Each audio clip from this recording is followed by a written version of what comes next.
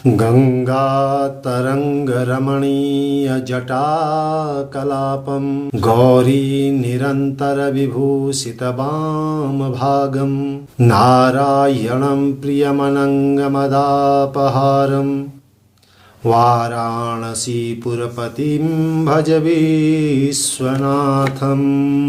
सभी धर्म प्रेमियों को श्रीमन नारायण। सज्जनों, आज मैं उपस्थित हूँ आप लोगों के सामने अपने YouTube चैनल सनातन धर्म शास्त्रों की चर्चा।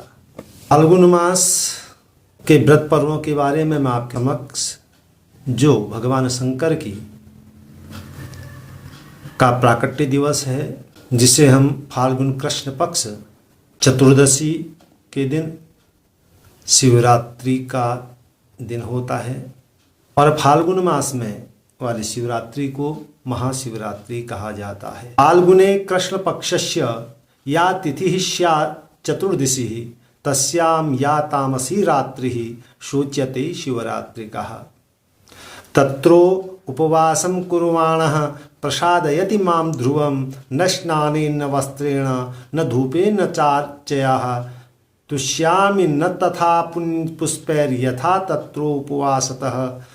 तो हमारी ईशान संहिता जो है उसमें बताया गया है कि फाल्गुन कृष्ण चतुर्दशी की रात्रि को आदिदेव भगवान श्री शिव करोड़ों सूर्यों के समान प्रभाव वाले लिंग रूप में प्रकट हुए। फाल्गुन कृष्ण चतुर्दश्याम आदिदेवो महानिशि शिवलिंग तयोद्भुतः कोटि सूर्य समप्रभ। तो सज्जनों, महाशिवरात्रि का त्योहार कल को उपस्थित हमारे सामने हो रहा है। तो महाशिवरात्रि का त्यौहार है और विशेष तौर पर प्रदोष तिथि में भी यह व्रत हमको करने को मिल रहा है। तो अद्भुत संयोग इस बार बन रहा है। तो यह शिवरात्रि का जो ज्योतिष शास्त्र के अनुसार फाल्गुन कृष्ण चतुर्दशी तिथि में जब चंद्रमा सूर्य के नज़दीक होता है, वही समय जीवन रूपी चंद्रमा का शिव रूपी सूर्य के साथ योग मिलन होता है। अतः इस चतुर्दशी को शिव पूजा करने से जीव को अभीष्ट फल प्रदान भगवान शंकर करते हैं और यही शिवरात्रि का रहस्य भी है। और महाशिवरात्रि पर्व का जो 4 प्रहरों का पूजा करने का विधान इसमें है और इन 4 प्रहरों में भगवान को पंचामृत से स्नान कराकर चंदन पुष्प अक्षत वस्त्र आदि से उनका श्रृंगार कर उनकी आरती कर लेनी चाहिए और रात्रि भर जागरण करके जो शिव जी का पंचाक्षर मंत्र है उसका जप करना चाहिए और हो सके तो रुद्राष्टाध्यायी से उनका पाठ भी करना चाहिए। तो इस प्रकार से अनेकों विधान शिवरात्रि के लिए बने हुए हैं और भगवान शंकर जी के लिए इसमें शिव पुराण में हमारी अनेक कथाएं भी उपलब्ध होती हैं। तो उन कथाओं का से हमारी वीडियो कुछ लंबी हो जाएगी, इसलिए कुछ रहस्यों पर चर्चा कर लेते हैं। महाशिवरात्रि व्रत फाल्गुन मास के कृष्ण पक्ष की चतुर्दशी तिथि को किया जाता है सज्जनों। और इस व्रत को अर्धरात्रि व्यापिनी चतुर्दशी तिथि में करना चाहिए। यह तिथि चाहे युक्ता हो या चाहे त्रयोदशी परा हो, पूर्वा या परा कोई भी हो। तो नारद संहिता के अनुसार जिस दिन फाल्गुन कृष्ण चतुर्दशी तिथि आधी रात को योग करती हो उस दिन शिवरात्रि का व्रत करना चाहिए। वह अनंत फल को प्राप्त करता है। और शिवरात्रि के पक्ष में भी कुछ 3 पक्ष हैं। चतुर्दशी तिथि को प्रदोष व्यापिनी तिथि, चतुर्दशी तिथि को निशीथ अर्धरात्रि निशीथ काल कहते हैं, अर्धरात्रि को निशीथ व्यापिनी, और तीसरा है उभय व्यापिनी। व्रतराज, निर्णय सिंधु, धर्म सिंधु आदि ग्रंथों में निषिद्ध व्यापिनी चतुर्दशी तिथि को ग्रहण करना बतलाया गया है। अतः चतुर्दशी तिथि जो है निषिद्ध व्यापिनी होना ही मुख्य है, परंतु इसके प्रदोष व्यापिनी के ग्राह्य होने से यह पक्ष गौण हो जाता है। पूर्वा या परा दोनों में से भी जो निषिद्ध व्यापिनी चतुर्दशी तिथि हो उसी में इस व्रत को किया जाता है, क्योंकि कल को किया जाएगा। तो सज्जनों, चतुर्दशी जो तिथि है उसके स्वामी भगवान शंकर हैं। शिवलिंग तयोद्भुतम कोटि सूर्य समप्रभा। ईशान संहिता के इस वचन के अनुसार ज्योतिर्लिंग का प्रादुर्भाव होने से यह पर्व महाशिवरात्रि के नाम से विख्यात हुआ है। और इस व्रत को ब्राह्मण, क्षत्रिय, वैश्य, शूद्र, स्त्री, पुरुष, बाल, युवा, वृद्ध आदि सभी कर सकते हैं। जिस प्रकार श्री राम, कृष्ण, वामन और नरसिंह जयंती तथा प्रत्येक एकादशी का व्रत हर एक व्यक्ति को करना चाहिए, उसी प्रकार महाशिवरात्रि व्रत भी जो है सभी वर्णाश्रमों में के द्वारा किया जाना चाहिए। और जो नहीं करते हैं उनको दोष भी लगता है। व्रत का बड़ा महत्व भी है हमारा। निष्काम भाव से करें या सकाम भाव से करें तो करना चाहिए। अगर प्रत्येक मास की चतुर्दशी के दिन नहीं कर पाते हैं तो महाशिवरात्रि का व्रत करने से शिवपुराण में इसका विशेष महात्म्य बतलाया गया है। अन्य देवताओं का पूजन यजन तो दिन में किया जाता है। भगवान शंकर को रात्रि ही क्यों प्रिय हुई? अनेक विद्वानों द्वारा इसमें समाधान दिए गए हैं कि भगवान शंकर संहार शक्ति और तमोगुण के अधिष्ठाता हैं, अतः तमोमय रात्रि से उनका लगाव होना स्वाभाविक है। रात्रि संहार काल का प्रतिनिधि है।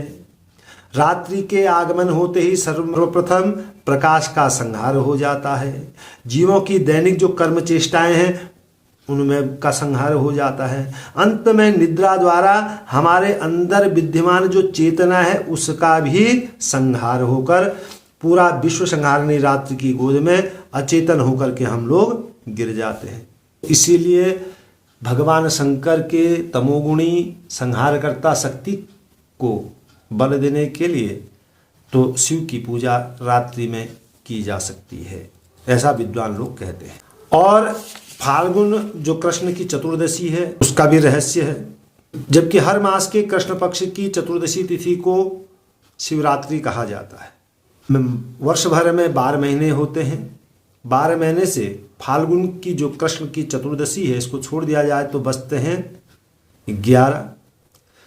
तो 11 मास बीत जाने के पश्चात महाशिवरात्रि आती है। और हमारे रुद्रों की संख्या भी 11 है। तो इसीलिए इसका रहस्य भी यही है। हम उपवास का क्या अर्थ है और रात्रि जागरण क्यों करते हैं इस पर चर्चा करते हैं। गीता में भगवान कृष्ण कहते हैं विषया विनिवर्तन्ते निराहारस्य देविना। जो मनुष्य उपवास विषय निवृत्ति का अचूक साधन है। उपवास करने से, अगर भूखे रहने से इसका कोई साधन नहीं है। अपने विषयों पर आसक्ति से अपने को दूर करना है। और रात्रि के जागरण में भी गीता हमको ये बतलाती है या निशा सर्वभूतानां तस्याम जागृति संयमी।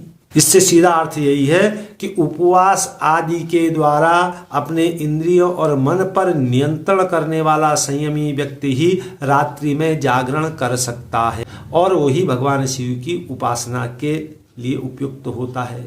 और रात्रि में भगवान शंकर से भेंट करने का समय रात्रि के अलावा कोई श्रेष्ठ नहीं हो सकता है।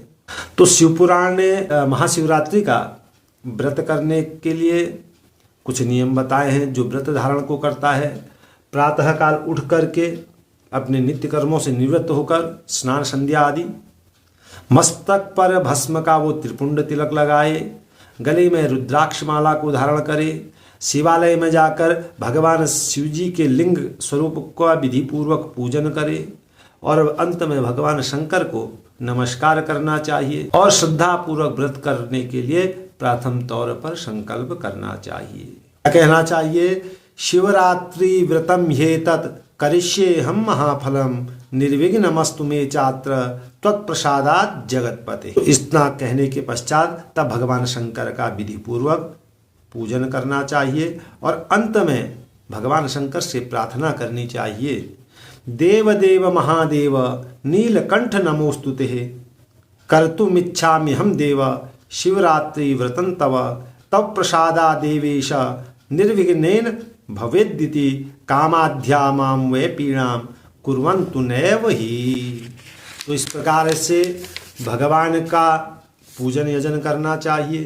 तो हो सकता है भगवान के जो पंचाक्षर मंत्र है उस मंत्र का जप करना चाहिए और रात्रि के चारों पहरों में भगवान का अभिषेक करना चाहिए। पहले पहर में दूध से, दूसरे में दही से, जितनी सामर्थ्य है, शक्ति है, नहीं होने पर पंचामृत के द्वारा भी किया जा सकता है, नहीं होने पर शुद्ध जल के द्वारा भी भगवान का अभिषेक किया जाता है। और करने के पश्चात भगवान की आधी पुष्पांजलि आरती करके भगवान के जो 8 नाम हैं उन नामों को भी हमने स्मरण करना चाहिए। ओम भवाय नमः, सर्वाय नमः, रुद्राय नमः, पशुपतये नमः, उग्राय नमः, ओम महानाय नमः, ओम भीमाय नमः, ओम ईशानाय नमः। इन 8 नामों से मंत्र पुष्पांजलि भी भगवान को अर्पित करनी चाहिए और उसके पश्चात भगवान शंकर का निराजन करना चाहिए और उसके पश्चात परिक्रमा करनी चाहिए। अंत में भगवान से प्रार्थना करनी चाहिए। क्या करनी चाहिए? नियमो यो महादेव कृतश्चैव तद आज्ञया विसृज्यते मया स्वामिन् व्रतं जात मनुत्तमम् व्रतेनानेन देवेश यथाशक्ति कृतेन च संतुष्टो भव सर्वाध्य कृपां कुरु ममोपरि।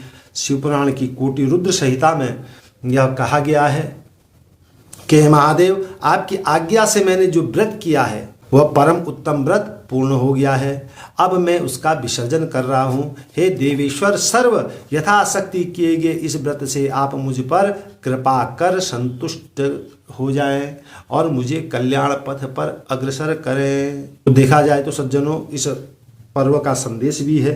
भगवान शंकर के अंदर क्या चीजें हैं? अनुपम सामंजस्य करने की क्षमता है, अद्भुत समन्वय करने की क्षमता है, उत्कृष्ट सद्भाव का दर्शन भगवान शंकर में होता है। तो सामंजस्य, समन्वय और सद्भाव से शिक्षा ग्रहण कर हमें विश्व कल्याण के महान कार्य में प्रवृत्त होना चाहिए। इसी परम पावन पर्व का मानव जाति के प्रति यह दिव्य संदेश है, क्योंकि भगवान शिव अर्धनारीश्वर होकर भी काम विजेता हैं। भगवान शंकर अर्धनारीश्वर होकर भी काम को विजयी हैं, ग्रस्त होते हुए भी परम विरक्त हैं, हलाहल पान करने का कारण भगवान नीलकंठ होकर विष से अलिप्त भी हैं, रिद्धि सिद्धियों के स्वामी होकर उनसे विलग भी हैं, उग्र होते हुए सौम्य भी हैं, अंकिंचन होते हुए भी सर्वेश्वर हैं, भयंकर विषधर नाग और सौम्य।